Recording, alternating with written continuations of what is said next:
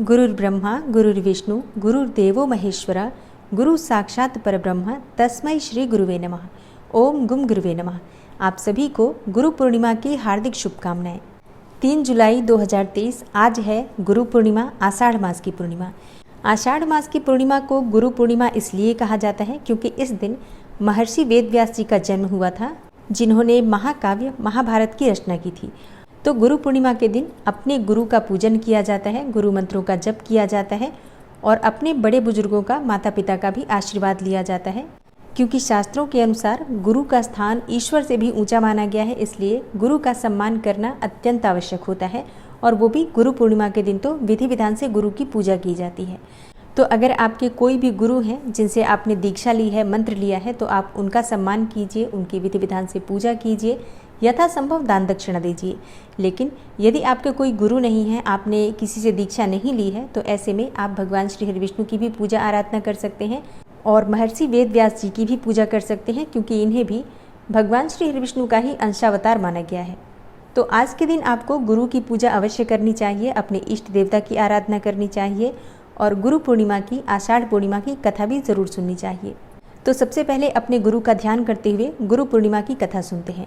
गुरु पूर्णिमा से संबंधित पौराणिक कथा के अनुसार महर्षि वेदव्यास भगवान विष्णु के अंश स्वरूप अर्थात कलावतार हैं। उनके पिता का नाम ऋषि पाराशर तथा माता का नाम सत्यवती था। महर्षि वेदव्यास को बाल्यकाल से ही आध्यात्म में बहुत अधिक रुचि थी, अतः उन्होंने अपने माता पिता से प्रभु दर्शन की इच्छा प्रकट की और वन में जाकर तपस्या करने के लिए आज्ञा मांगी। लेकिन माता सत्यवती ने वेदव्यास की इस इच्छा को ठुकरा दिया।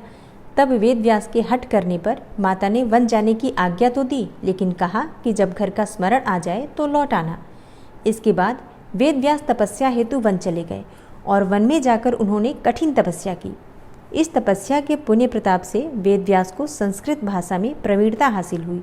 तत्पश्चात उन्होंने चारों वेदों का विस्तार किया और महाभारत और 18 महापुराणों सहित ब्रह्मसूत्र की रचना की।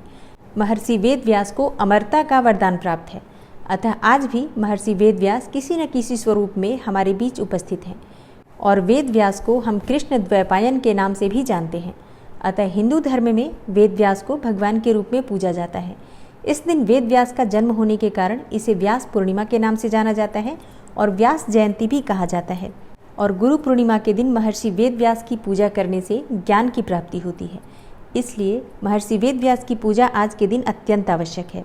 और पूर्णिमा व्रत की दूसरी कथा द्वापर युग की है, जिसमें माता यशोदा भगवान श्री कृष्ण से कहती हैं कि हे कृष्ण, तुम तो सारे संसार के रचयिता हो, सारे संसार के पालन करता हो, अतः हे कृष्ण, आज कोई ऐसा उपाय मुझसे कहो जिसके करने से स्त्रियों को सौभाग्य की प्राप्ति हो तथा उनकी सभी मनोकामनाएं भी पूर्ण हो।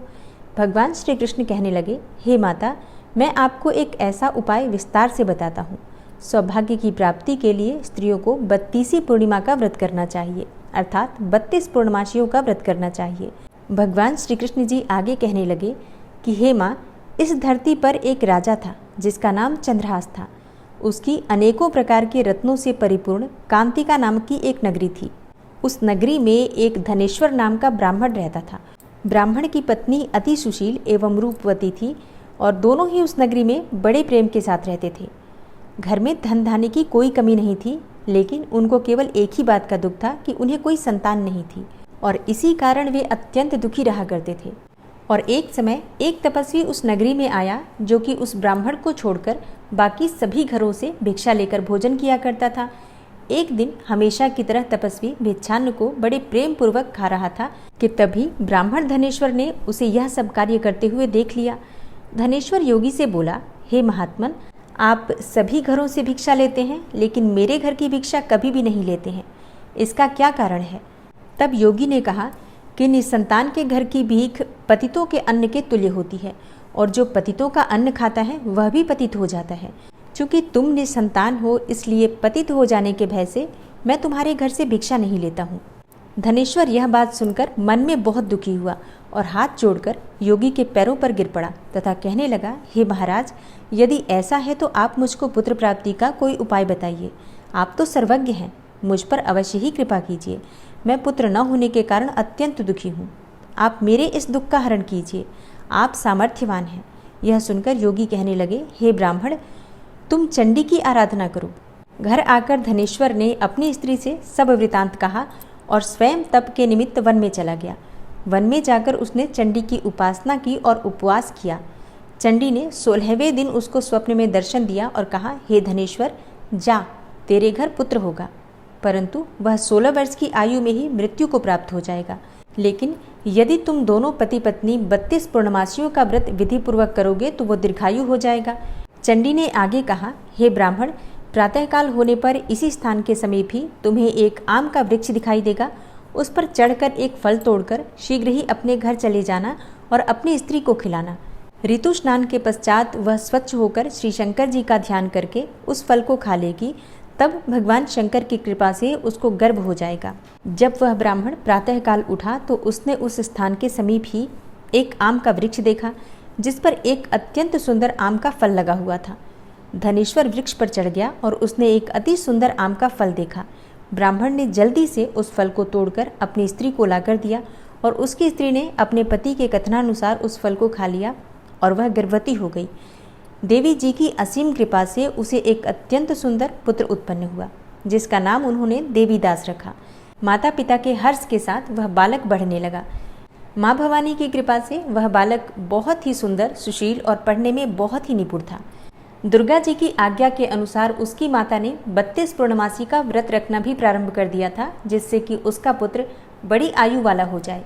इसी प्रकार दिन बीतते गए और 16वां वर्ष लगते ही देवीदास के माता पिता को चिंता हुई कि कहीं उनके पुत्र की इस आयु में मृत्यु न हो जाए। इसलिए उन्होंने अपने मन में विचार किया कि यदि यह दुर्घटना उनके सामने हो गई तो वे उसे कैसे सहन कर सकेंगे। इसलिए उन्होंने देवीदास के मामा को बुलाया और कहा कि हमारी ये इच्छा है कि देवीदास 1 वर्ष के लिए काशी में जाकर विद्या अध्ययन करे, इसलिए साथ में तुम चले जाओ और 1 वर्ष के पश्चात इसको वापस लौटा कर ले आना। सब प्रबंध करके उसके माता पिता ने काशी जाने के लिए देवीदास को एक घोड़े पर बिठाकर उसके मामा को उसके साथ भेज दिया। धनेश्वर ने सपत्नीक अपने पुत्र की मंगल कामना तथा दीर्घायु के लिए भगवती दुर्गा की आराधना की और 32 पूर्णमासियों का व्रत करना प्रारंभ किया। इस प्रकार बराबर 32 पूर्णमासी का व्रत पूरा किया। कुछ समय के पश्चात मामा और भांजा मार्ग में रात्रि बिताने के लिए किसी ग्राम में ठहरे हुए थे। उस दिन उस गांव में एक ब्राह्मण की अत्यंत सुंदर, सुशील और गुणवती कन्या का विवाह होने वाला था। जिस धर्मशाला के अंदर वर और उसकी बारात ठहरी हुई थी, उसी धर्मशाला में देवीदास और उसके मामा भी ठहरे हुए थे। संयोगवश कन्या को तेल आदि चढ़ाकर मंडप आदि का कृत्य किया गया तो लग्न के समय वर को धनुर्वात हो गया।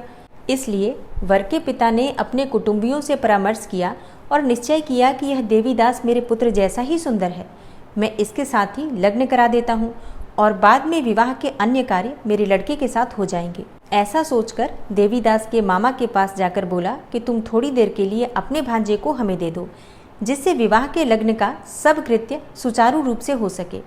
तब उसका मामा कहने लगा कि जो कुछ भी मधुपर्क आदि कन्यादान के समय वर को मिले वह सब हमें दे दिया जाए तो मेरा भांजा इस बारात का दूल्हा बन जाएगा। यह बात दूल्हे के पिता ने स्वीकार कर ली और तब मामा ने भांजे को वर बनने को भेज दिया और उसी के साथ विवाह कार्य इत्यादि रात्रि में विधि पूर्वक संपन्न हो गया। देवीदास पत्नी के साथ भोजन नहीं कर सका और अपने मन में सोचने लगा कि न जाने यह कैसी स्त्री होगी।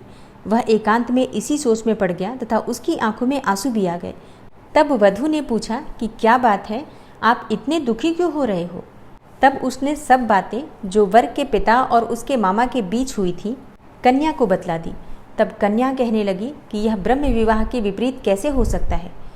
देव, ब्राह्मण और अग्नि के सामने मैंने आपको ही अपना पति बनाया है, इसलिए आप ही मेरे पति हैं। मैं आपकी ही पत्नी रहूंगी, किसी अन्य की कदापि नहीं। तब देवीदास ने कहा, ऐसा मत करिए, क्योंकि मेरी आयु बहुत थोड़ी है। मेरे मरने के बाद आपकी क्या गति हो सकती है। इन बातों को अच्छी तरह विचार कर लो। परंतु वह दृढ़ विचार वाली थी और बोली कि जो आपकी गति होगी वही मेरी भी गति होगी। हे स्वामी, आप उठिए और भोजन करिए, आप निश्चय ही भूखे होंगे। उसके बाद देवीदास और उसकी पत्नी दोनों ने भोजन किया और शेष रात्रि में वे सोते रहे। प्रातःकाल देवीदास ने अपनी पत्नी को 3 नगों से जड़ी हुई एक अंगूठी दी, एक रुमाल दिया और बोला, हे प्रिय, इसे लो और संकेत समझकर स्थिर चित्त हो जाओ। यदि मैं जीवित रहा तो मैं अवश्य ही वापस आऊँगा, और यदि नहीं आया तो समझ लेना कि मेरी मृत्यु हो गई है। यह समझाकर वह चला गया। प्रातःकाल होते ही वहाँ पर गाजे बाजे बजने लगे, और जिस समय विवाह के कार्य समाप्त करने के लिए वर तथा सब बाराती मंडप में आए तो कन्या ने वर को भली प्रकार से देखा और अपने पिता से कहा कि यह मेरा पति नहीं है, मेरा पति वही है जिसके साथ रात्रि में मेरा पाणी ग्रहण हुआ था। इसके साथ मेरा विवाह नहीं हुआ है। यदि यह वही है तो बताए कि मैंने इसको क्या दिया था। मधुपर्क और कन्यादान के समय जो मैंने भूषण आदि दिए थे उन्हें दिखाए, तथा रात्रि में जो मैंने क्या गुप्त बातें कही थी वह सब भी सुनाई। तो पिता ने उसके कथनानुसार वर को बुलाया, और कन्या की यह सब बातें सुनकर वह कहने लगा कि मैं कुछ नहीं जानता। इसके पश्चात लज्जित होकर वह चला गया, और सारी बारात भी अपमानित होकर वापस लौट गई। इस प्रकार देवीदास काशी चला गया, और जब कुछ समय बीत गया तो काल से प्रेरित होकर एक सर्प रात्रि के समय उसको काटने के लिए वहाँ पर आया, परंतु व्रत के प्रभाव से उसको काट नहीं पाया, क्योंकि पहले ही उसकी माता ने 32 पूर्णिमा का व्रत रखा था। इसके बाद मध्याह्न के समय स्वयं काल वहाँ पर आया और उसके शरीर से प्राणों को निकालने का प्रयत्न करने लगा, जिससे वह मूर्छित होकर पृथ्वी पर गिर पड़ा। भगवान की कृपा से उसी समय पार्वती जी के साथ श्री शंकर जी वहाँ पर आ गए। उसको मूर्छित दशा में देखकर पार्वती जी ने भगवान शिव से प्रार्थना की कि हे महाराज, इस बालक की माता ने पहले ही 32 पूर्णिमा का व्रत किया था, जिसके प्रभाव से इसके जो मृत्यु दोष हैं वो कट गए हैं। भवानी के कहने पर भक्तवत्सल भगवान शिव जी ने उसको प्राण दान दे दिया। इस व्रत के प्रभाव से काल को भी पीछे हटना पड़ा, और देवीदास स्वस्थ होकर बैठ गया। उधर उसकी स्त्री उसकी प्रतीक्षा किया करती थी, और जब 16वां वर्ष व्यतीत हो गया तो देवीदास भी अपने मामा के साथ काशी से चल दिया। इधर उसके ससुर उसको ढूंढने के लिए अपने घर से जाने ही वाले थे कि वह दोनों मामा भांजा वहाँ पर आ गए।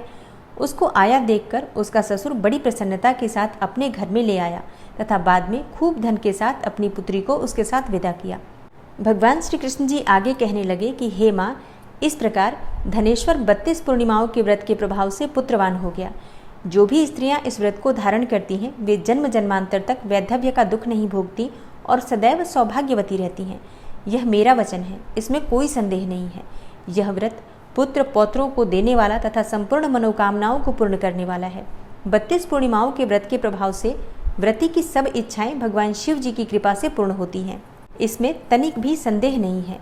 तो प्रेम से बोलिए भगवान भोलेनाथ की जय, माता पार्वती की जय। जय जय श्री कृष्णा, जय श्री राधे। दोस्तों, पूर्णिमा के दिन सत्यनारायण की कथा भी ज़रूर सुननी चाहिए। अगर आप सुनना चाहते हैं तो चैनल पर वीडियो अपलोड हो चुकी है, ज़रूर सुन लीजिए। और हाँ, कल से प्रतिदिन सावन मास महात्म्य और शिव महापुराण की कथाएं इस चैनल पर सुनने को आपको मिलेंगी, तो ज़रूर सुनिएगा। मिलती हूँ मैं आपसे अगली वीडियो में, तब तक के लिए नमस्कार।